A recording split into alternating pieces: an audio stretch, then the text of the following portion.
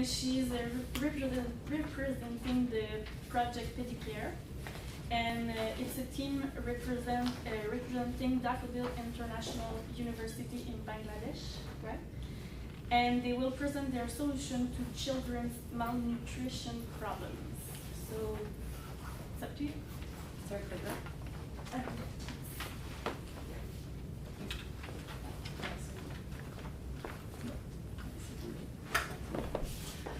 Bonjour à tous, bienvenue, hello and welcome. Today I'm going to talk about our social business called Pedicare. But before I get started about our project and what we intend to do, I'd like to tell you a little story. When I first met Kazi, it was over Skype. And I was working in a social incubator at the time, and I never really expected I would get involved in this project the way I did. But the story that actually made me shift was when he told me a story about a little genie.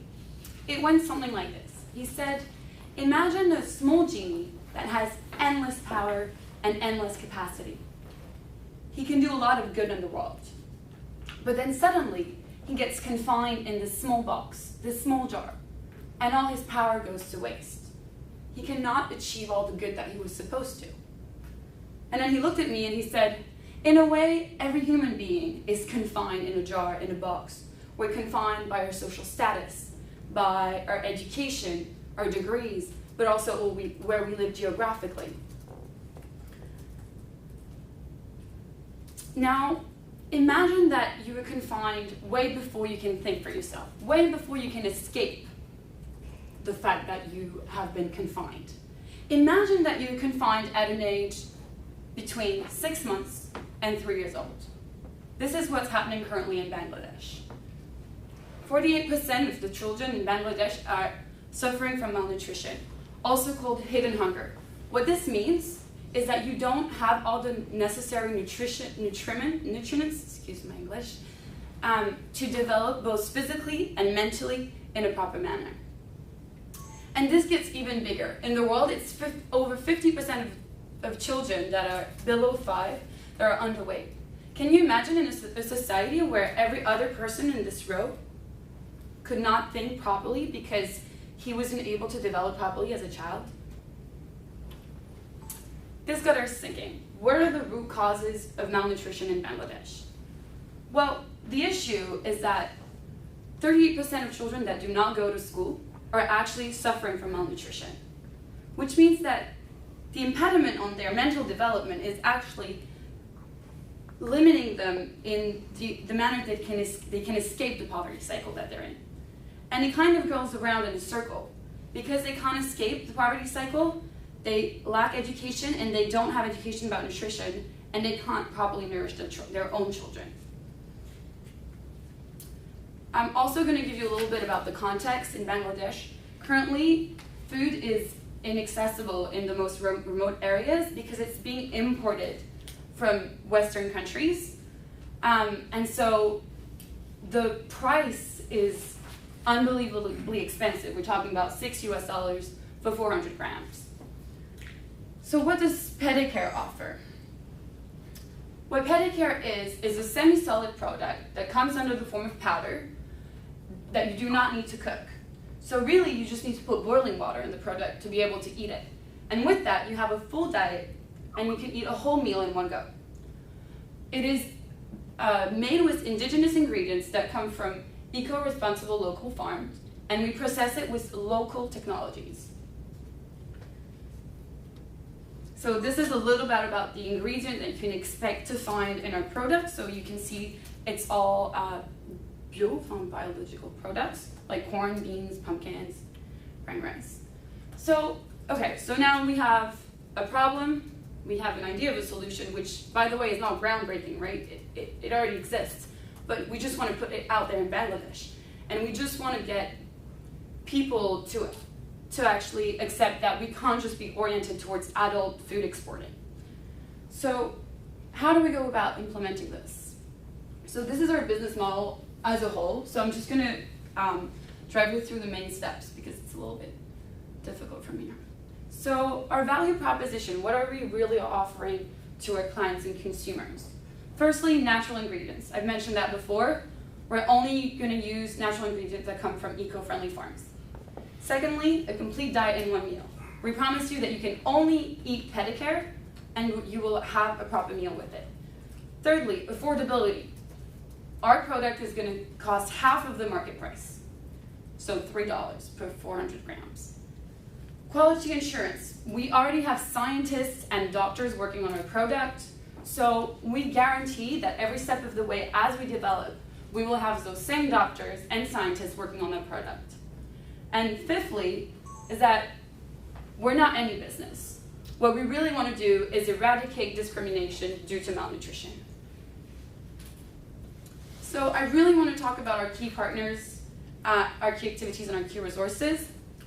So some of our key partners are Daffodil International University, which lended us the lab where we developed our prototype, which is already existing. The Givenchy industry is one of the largest garment industries in Bangladesh. Take into account that most of the women that are poor work in the garment industries. So the poor mothers that we're trying to target work there. So this is one of our main partners, and they've actually accepted to buy Pedicare as part of their corporate social responsibility program, and will deliver it to their employees.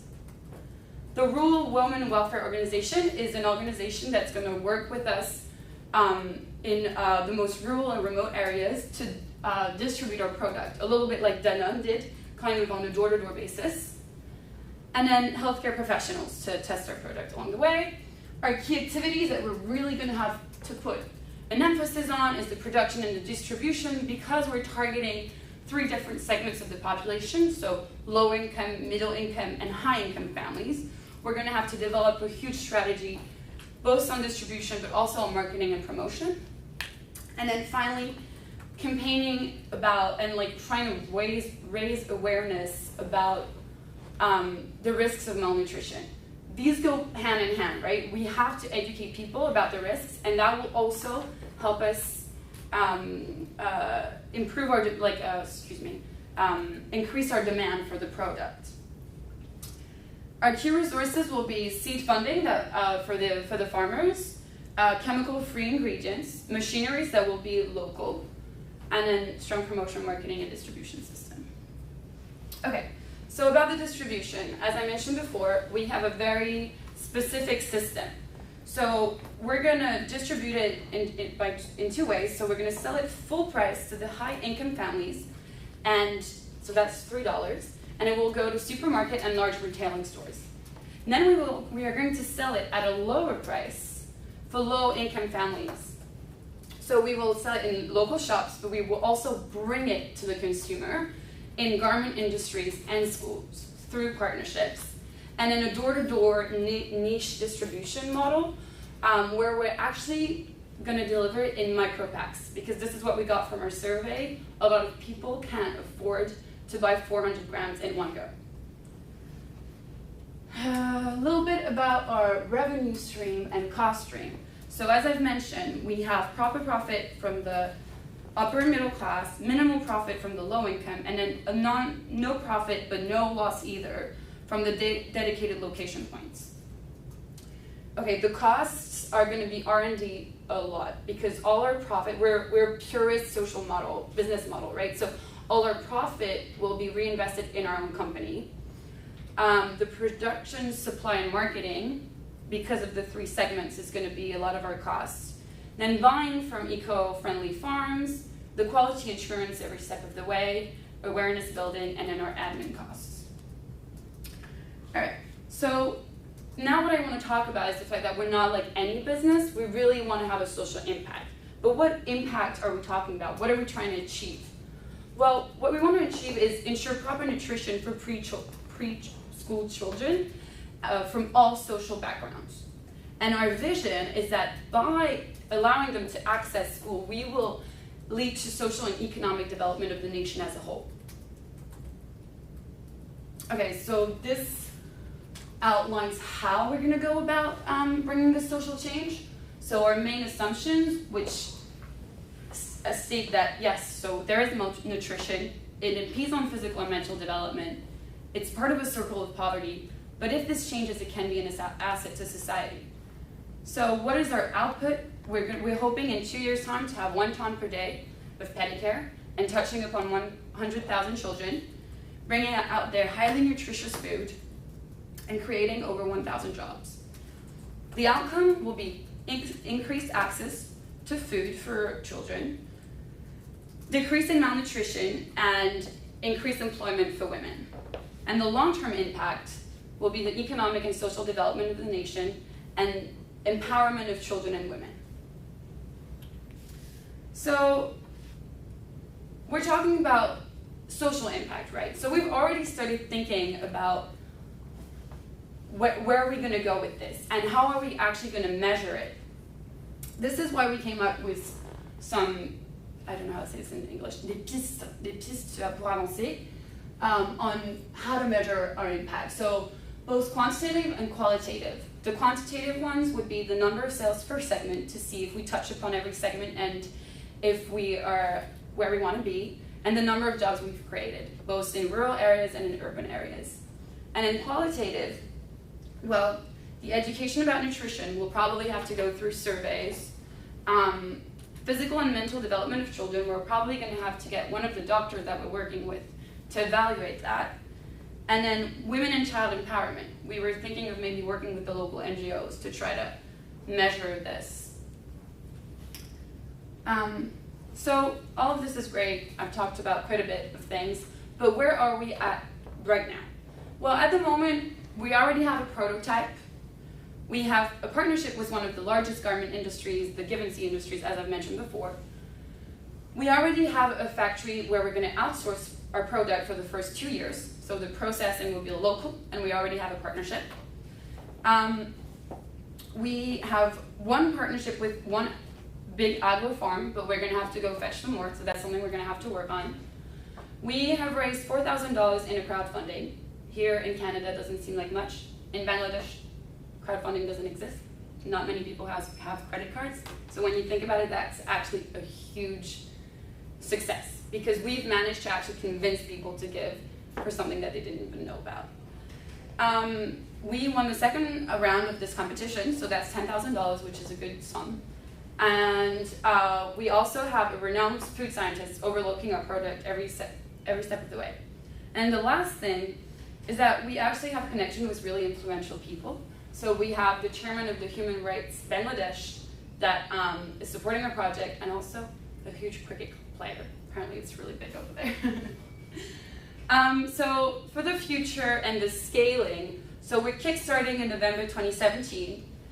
By November, so in 2 years' time, so November 2019, we'll reach full capacity with 1 ton per day, and we'll have a production in our own factory. We'll stop outsourcing after 2 years. And then 2020 onwards, where we want to specialize according to the age range, right? So between 6 months and 1 year old, you'll have a product, and then between 1 and 2, another one. So we really want to specialize. And finally reach 3% of the Bangladeshi market, which is estimated at 150,000 consumers. The last thing I really want to talk about is our social business model. We're really purists in the sense that we're a non-loss, non-profit, non-dividend model, right? So non-loss because we're sustainable, non-profit because we reinvest all of our profit in our company, and non-dividend because as an investor, when you invest in our company, you will only get what you invest back, nothing more. We're also gender sensitive. We have 2 women as chair members, and environmentally conscious as we use local farms that are eco-responsible. And finally, for the workforce, we hope to give them good working conditions. Although we will pay them the market price, we will make sure that the working conditions are better than average. Finally, I really wanted to take 1 minute to introduce my team.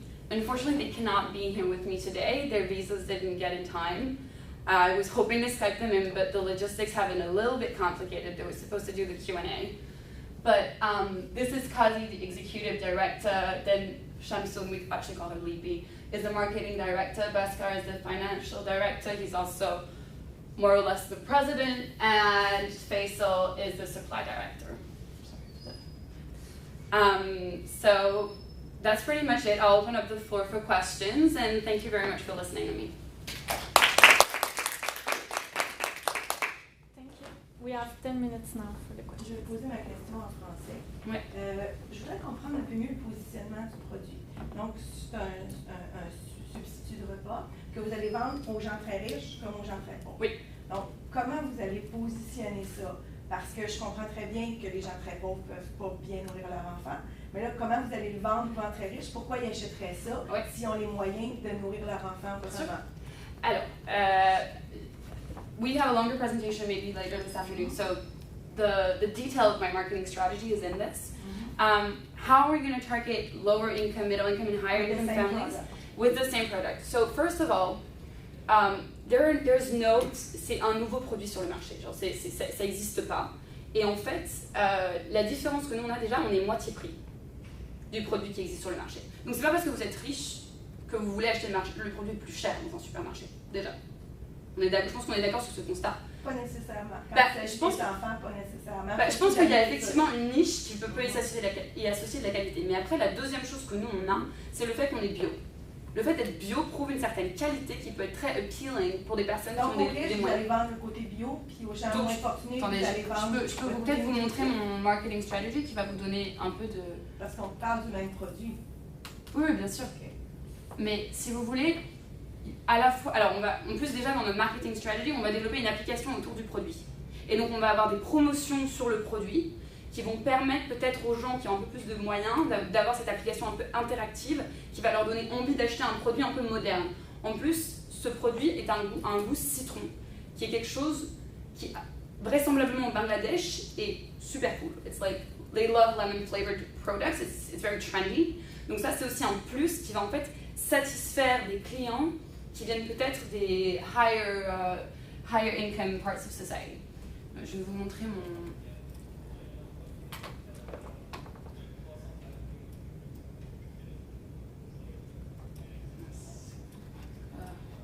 Excusez-moi. Vous pouvez juste nous raconter, c'est quoi? Ouais, non mais bon voilà. Donc c'est vraiment, si vous voulez essayer donc à la fois le rendre original parce que c'est one diet and one meal. Enfin c'est one meal genre. Il n'y a que besoin de ça, donc c'est hop, on chauffe, donc c'est facile d'utilisation, c'est bon, et en plus c'est bio. Donc ça c'est trois aspects qui selon moi, et selon nos études, peuvent rendre ça appealing pour des gens qui sont qui ont plus de moyens. Et après, ce qui le rend accessible de l'autre côté pour les gens qui ont moins de moyens, c'est que c'est pas cher, il y a des micro-packs si besoin, et que ça ne nécessite pas d'être cuit. Ce qui est quand même énorme parce que il y a eu des problèmes, par exemple, avec Nestlé qui ont développé un produit. Il y a eu des problèmes. Là, il faut juste bouillir l'eau. Mais c'est là où, effectivement, l'éducation va être essentielle dans notre projet. Parce qu'il va falloir vraiment éduquer les gens à l'utilisation. We really have to be careful about misuses because this has happened in the past and we're aware of it. So, puis dans votre modèle, est-ce que l'argent que les clients riches vont vous rapporter est très important dans le revenu par rapport à ce que le reste de la clientèle va vous rapporter? Alors, c'est ce qui va nous donner le plus de profit. Maintenant, on a une petite marge de profit sur les lower income families. Là, on n'a aucun profit, c'est sur le niche selling qui est quand on apporte le produit aux gens. Donc, quand on va dans une industrie directement, quand on va dans une école, parce qu'on va essayer aussi de développer des partenariats avec les écoles et les professeurs pour éduquer, de 1, et de 2, essayer de vendre le produit sur place. Donc quand on va faire ça, effectivement, là, on n'a aucun profit. Et donc, le profit qu'on fait pour les personnes riches va rééquilibrer en fait ça. Et après, les gens qui seront probablement le plus prônes à l'acheter, qui seront low income, mais qui pourront quand même acheter un produit à $3, là, on aura une petite marge de profit. Donc, vous avez besoin de volume. On a besoin de volume. Et c'est pour ça qu'on entend expand assez rapidement. Prochaine question. Oui. So from my experience about boiling water, it's not evident that people in like the lower income areas have access to, first of all, the education that you just said. They might just put in water as opposed to boiling water. Yeah. And what I understand about Bangladesh is that the water sources in the poor areas are very difficult to be cleaned. Yeah. So how do you look at that? One, about the electricity required to boil the water. One, and two, what kind of liability are you guys facing as a company if they don't boil the water? Okay, so the first question regarding how they're going to boil the water, from my experience and talking to my team, People don't need electricity to boil water. They, what I've seen in a lot of Asian countries is that they actually just put a little fire and then boil the water in a pot, right? So we need education, but that's our role as a social business company that is conscious to when we sell the product, especially when we bring it to the consumers, to educate at the same time about the product. And that's why I said it's part of our strategy and it's part of our value proposition. We're not here just to give products away and not think about the consequences. So we've actually thought this through properly, and we've looked at other examples of cases where really good initiatives had gone bad because there was a lack of education and it was a misuse of the product. That's the first thing. And then, sorry, what was your second question? Did I answer both at the same time? The liabilities we face. Honestly, I'm not sure. I was hoping my team would be here to help me with some of the answers. Totally hard. We are a team, so we all have our specialties and expertise, and that's definitely not mine. Maybe you could just bring it back to your team. I don't think we as judges should penalize you that you don't have the answer to that question. So yeah, but I will, and it's definitely something we want to look into. But I think prevention will be the main thing. We'll really try to get to that point by educating people properly. Can I just do a quick follow-up question, or do you guys have a burning question? Go ahead. My question is about bio. Like, I think it's fantastic to be able to do it, but my experience, and tell me if I'm wrong, is that it's more expensive usually to do bio than not. And so you're trying to create bio as an opportunity for the richer people to be able to get access to it, but of course bio is good for everybody, but is it not more expensive if you're trying to create an affordable product? Well, it is more expensive. I think it's way more expensive here, but a lot of the way, c'est que la manière dont on cultive là-bas est quand même très différente de la manière dont on cultive ici, avec tous les pesticides, tous les intrants qu'on met dans la terre. Là-bas, c'est différent. Donc, les fermes qui sont eco-friendly, c'est des fermes qui n'utilisent pas tous ces pesticides, justement. Elles ont une agriculture qui est beaucoup plus traditionnelle. Et donc, ce sera plus facile pour nous de changer 2-3 petits trucs dans la manière dont ils cultivent leurs produits, de manière à ce que ça remplisse toutes nos conditions d'utilisation. Enfin, voilà. Donc, c'est l'idée. Et le prix, du coup, à $3 a déjà été estimé, revu. On a déjà un partenaire, en fait, qui est une ferme eco-friendly. Et on a déjà l'usine. Donc, on a déjà pu vraiment faire, et ça, c'est dans ma deuxième présentation, mais le détail du coût du produit. Et on arrive à $3. $3 au 5. Combien d'argent? Combien d'argent tu as besoin? Parce que, bravo, il y a évidemment un problème. C'est très bien exprimé, on sait très bien. Mais pour aller dans vos premiers réussir de premiers milestones, vous avez besoin de combien d'argent? On a besoin, j'ai pas le PowerPoint, je suis désolée, il est dans mon présentation, on a besoin de $65 000 pour bien partir. On a besoin de $65 000. Parce que, puis je reviens un peu sur ce que disait Diane, il y a quand même, avec 65 000 $, si on veut se positionner avec un produit pour les gens qui ont plus d'argent, ben, il faut le marketer. Puis pour le marketer, ça prend des efforts relatifs. Je comprends que la structure du Bangladesh fait en sorte que pour $1, on peut aller très bien. On peut aller plus loin, ça c'est sûr. Ça, je sais très bien. Mais il y a quand même c'est plus un avis, tu sais. J'ai l'impression que vous devriez vendre plus cher aux gens qui ont de l'argent puis donner un positionnement. C'est pas le même produit que les jeunes, que les gens qui sont en difficulté. Peut-être que c'est le même à la base, mais il n'est pas annoncé comme tel. Après, je pense puis que parce qu'il est bio, il y a une valeur ajoutée supplémentaire. Pourquoi on a besoin de... Votre positionnement de le rendre disponible pas cher, je pense qu'il vous fait mal aussi, à long terme. Donc, il va vous faire mal, en tout cas, dans vos résultats financiers. C'est juste fou. C'est 50-50. Parce qu'il y a 48% qui est mal nourri. Donc on parle de 50-50, c'est moitié-moitié. Donc on a une partie de la population qui est sous-nourrie, à laquelle il faut qu'on apporte une solution qui soit moins chère. Puis une partie de la population, effectivement, dans nos surveys, on a vu que 20% de la population pouvait se permettre d'acheter les produits qui sont actuellement en magasin. Donc c'est quand même une niche. Donc sur ces 20%, effectivement, peut-être qu'à l'avenir, notre marketing stratégie va devoir changer. Peut-être qu'il faudra ajouter quelque chose dans le produit pour le rendre encore plus, excusez-moi le mot, mais sexy pour l'acheteur. Comment on fait? Alors effectivement, c'est peut-être quelque chose sur lequel on va devoir travailler. Maintenant, aujourd'hui, le fait qu'on ait une application qui va être interactive, qui va être développée, qu'on ait des goûts qui soient intéressants pour les consumers et qu'en plus on ait une idée qui soit novatrice, qui simplifie la vie des parents. Hein. On peut être riche et on peut avoir envie de faire ça en une seconde, c'est-à-dire de mettre de l'eau bouillante dans un produit. Ça, puis en plus, quand on voit que la plupart des familles riches dans les pays en développement sont souvent très mal éduquées aussi sur la nutrition. Et là aussi, on a un travail. Parce qu'ils vont, dans les pays en développement, les familles riches, il va falloir que je m'arrête, mais les familles riches, généralement, ont beaucoup recours au fast-food. Donc là aussi, on va avoir un travail pour les éduquer et pour que justement, ils mangent mieux. Voilà. Je suis désolée, je vais m'arrêter ici. J'aurais bien aimé Merci, Margot. On va avoir les feuilles avec les commentaires ou pas après? Pardon. Les feuilles avec les commentaires, est-ce qu'ils vont les avoir ou est-ce que ça reste un... Normalement. Ok.